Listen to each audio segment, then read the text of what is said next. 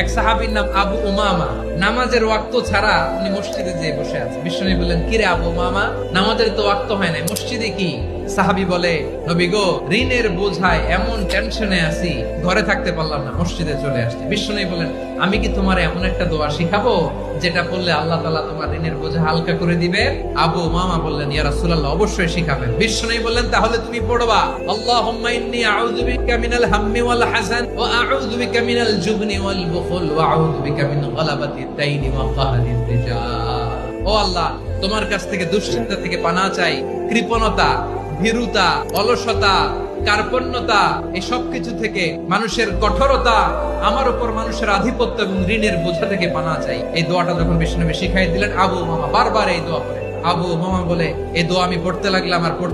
কিছুদিন পরে দেখা গেল বিশ্বনবীর শেখানো এই দোয়ার বদৌলতে আল্লাহ তাআলা আমার সব ঋণ পরিশোধের ব্যবস্থা করে দিয়েছে।